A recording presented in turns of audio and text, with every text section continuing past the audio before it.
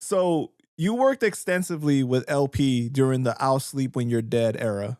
Yes. Which, the album came out in 2007, but you're working on it with him, and then you went on tour with him. So I'm assuming like it was a good amount of time, like 2005 to 2009 kind of brick of time. Yeah. So yeah, that's about right. Like up until he started working on what's after that, Cancer for Cure. Yeah. Exactly. Yeah. So the whole I'll Sleep When You're Dead era is me. Yeah. Talk to us about that relationship and what that process was like working with him on that album.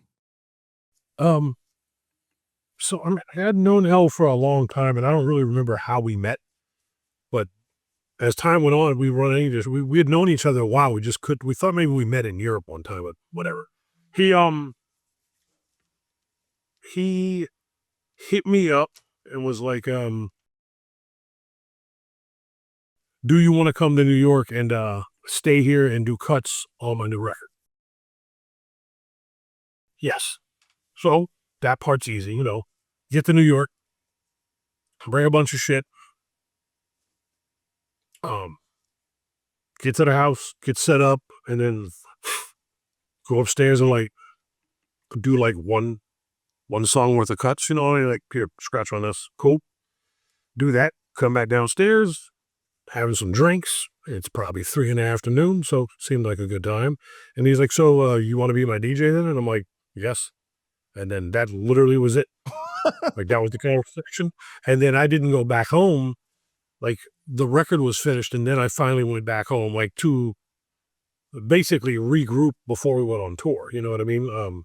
Like, in the middle, while you're waiting for it to come out and get pressed, I went back home. But yeah, I just stayed there and slept in the studio, which was interesting. So like, the brownstone, and like there's a closet full of more equipment than I've ever seen in my life.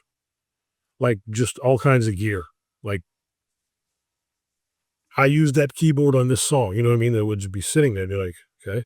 And then his bedroom, and then the other bedroom he had made into a studio, and there was like a nice futon in there. So he's like, you cool sleeping here? He's like, I'm like, yeah. He's like, or you can sleep on the couch. I'm like, I ain't your fuck, you know what I mean? Nice brownstone in the middle of Brooklyn. And so he would like go out and do shit at night, like go to Max Fish or wherever. And I normally don't. I'm cool to watch TV, or if I'm here, I'm cool to like work on music. I don't like to go out. Yeah, because I don't want to be around a lot of people. It's fucking, that you go tour. So when you're done touring, I don't want to do that every night. So I would just hang out at his house, watch fucking TV, but then I'd go to bed. I mean, he'd come back at like 3:30 in the morning, come in the room, loud, but then again, you're sleeping, everything's loud, and he would like power up all his shit. The wall of lights would come on, and he'd be like, you don't mind if I work, do you? I'm like, I don't give a fuck. And then I would just lay there and watch this motherfucker work for hours. And it was intense because none of it made fucking sense. Like watching him work was like watching some dude doing some fucking mad scientist experiment that you're listening and you're like, that's stupid. That sucks. What the fuck is that? That's kind of dope. And here's this big wall of this shit. And he's just over there nodding his head. And I think one time I might have said something like, you know what my bad. Like where I was going to say, like, you should drop them. Like, no, and I had to remember, I do that too. Like if someone's in here with me, I'm like, shut the fuck up. That's why there's no one in here with me ever. So I'm looking at it like that now, like I'm allowed to be in here to see this process. And like, for instance, Smithereens, if I remember right, was 99 tracks in Pro Tools, which is the max you could have at that moment.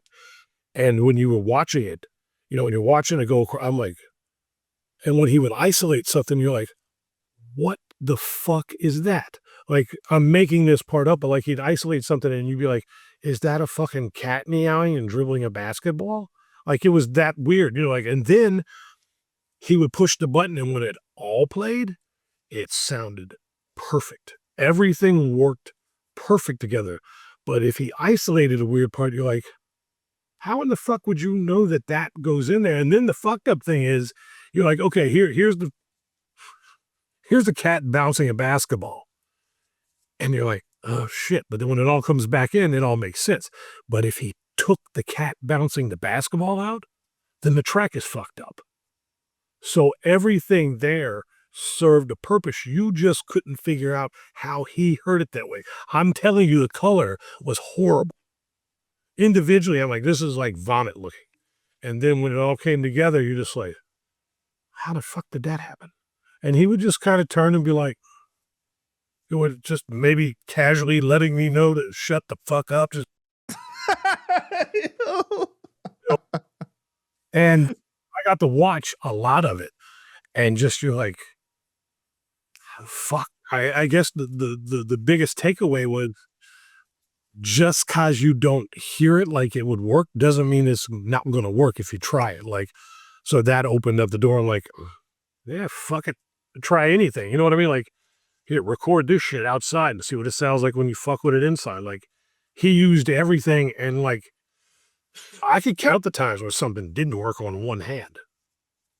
And he just had a knack for it. Like, he knows what the fuck he's doing in there. And I've seen plenty of people make beats. I've never seen anybody make shit like him. Not even close. Wow. So basically, like, you already had such a great respect for him from knowing him and his creative process, but then witnessing it took it to a different level. Absolutely. It was nuts. Like, yeah, that's the only way to describe it, is like watching a mad scientist. Like, you feel like you're not supposed to see it.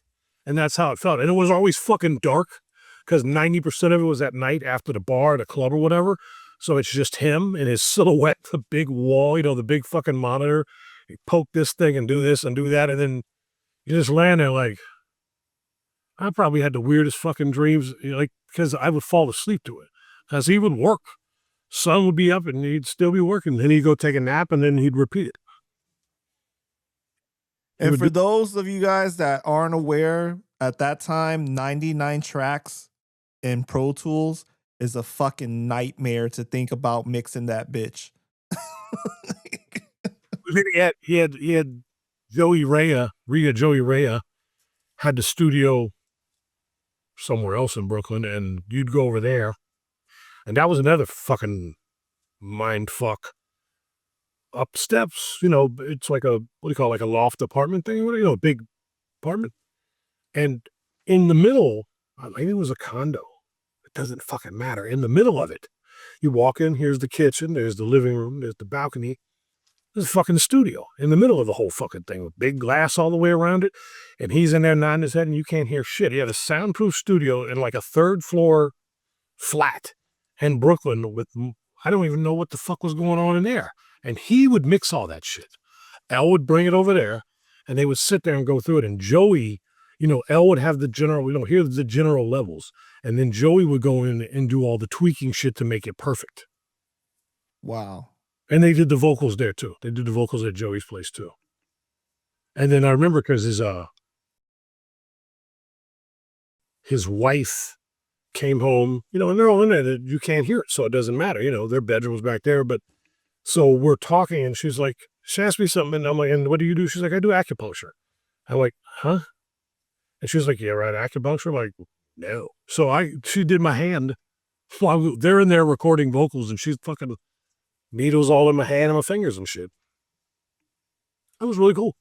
I got acupuncture where they laid vocals.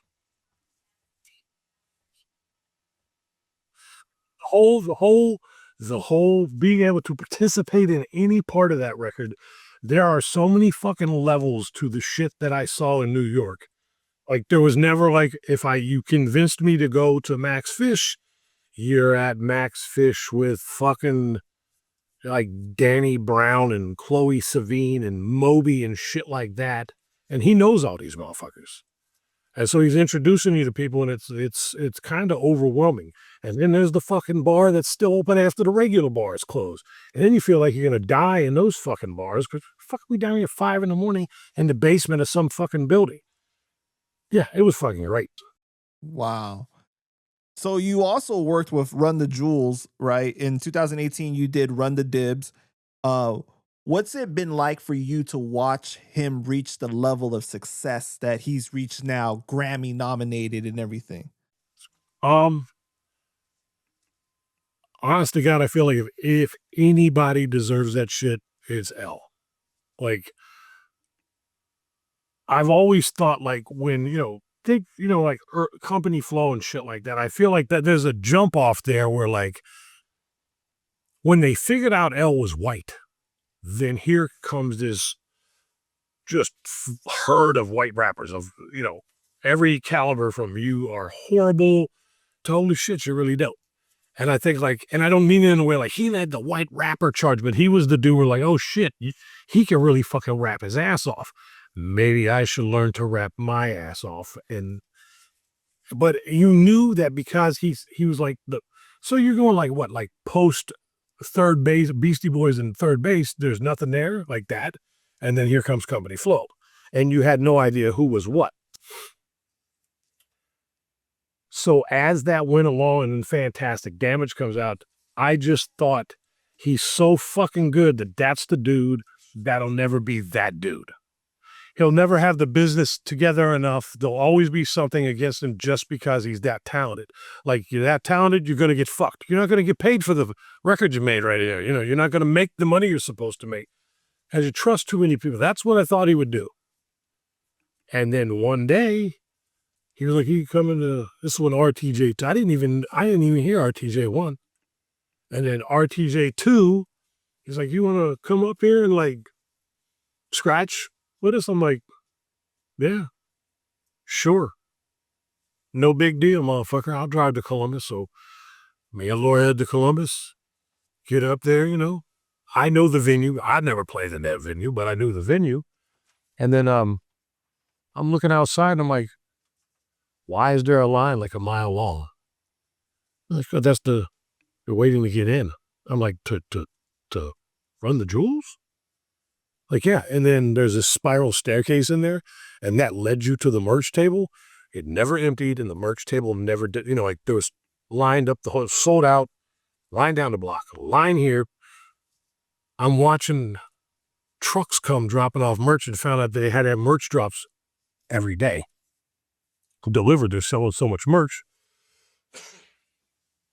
We're backstage, and I'm like, what the fuck is going on, dude? He's like, what do you mean? I'm like, there's like 5,000 people here, man. He's like, well, this ain't shit. This is Ohio. And I'm like, no offense, but like, are y'all popular and shit? Like, I didn't know they were big. Like, I had no Oh, no offense. I didn't know. I knew they were dope, but I didn't know it was big. You know what I mean? And then like, damn, man, what the fuck happened? And he like explained it to me and shit. I'm like, but how did that happen? Like, okay, here's what you did, but how'd it go to that? And I'm like, I still don't know how it got to that. Like, it's fucking amazing, but I mean, like, it's not like they suck. You know what I mean? I'm like, damn, finally. And then I remember telling him, like, well, finally, dude, you finally get your flowers on this one and then some, and you're alive to enjoy them instead of after you're dead or some shit. No, like and there you go. And they're both nice as shit. Everybody in the crew and everybody on the team is cool as fuck. Pleasure to be around. For sure, man.